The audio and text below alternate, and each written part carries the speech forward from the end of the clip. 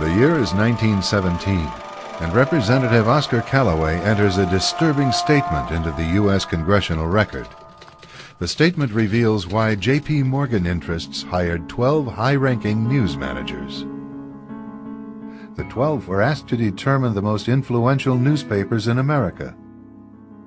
They were to figure out how many news organizations it would take to control generally the policy of the daily press of the United States. The 12 found it was only necessary to purchase the control of 25 of the greatest papers. An agreement was reached. The policy of the papers was bought, and an editor was placed at each paper to ensure that all published information was in keeping with the new policy. Soon, that policy would be defined by a front group formed by J.P. Morgan and his colleagues. In fact, Morgan's personal attorney was founding president of the organization, the Council on Foreign Relations.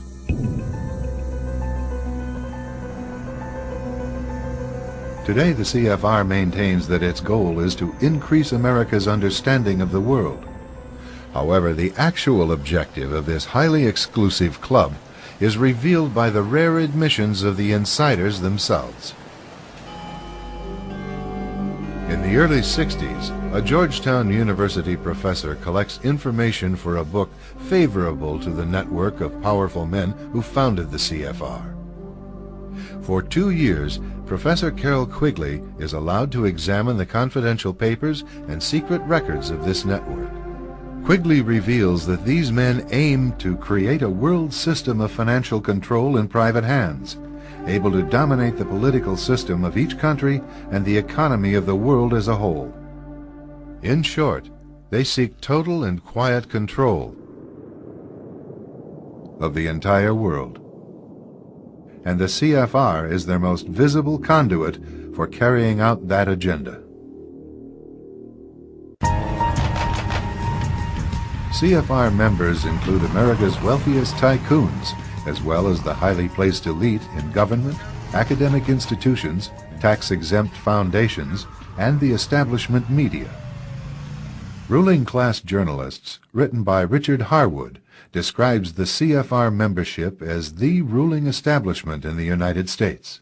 The Washington Post article boasted that news reporters who are CFR members do not merely analyze and interpret foreign policy for the United States, they help make it. Who are these policymakers? Many of their faces are familiar. NBC's Tom Brokaw, CBS's Dan Rather, ABC's Barbara Walters, Jim Lehrer of PBS, William F. Buckley of National Review, media mogul Rupert Murdoch, owner of the giant multifaceted News Corporation. These media heavyweights, and many others like them, are members of the CFR. Powerful corporations are also invited to become members. At the close of the 20th century, CFR influence presided over far-reaching consolidations of media control. In 1995, CFR members Michael Eisner of Disney and ABC's Thomas Murphy merged their media empires. Soon after the merger, the Disney-ABC empire becomes a CFR corporate member.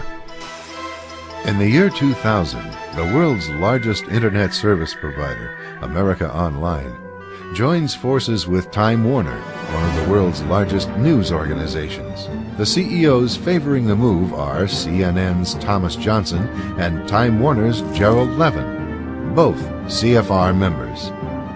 Once again, another media giant is created under the shadow of CFR influence.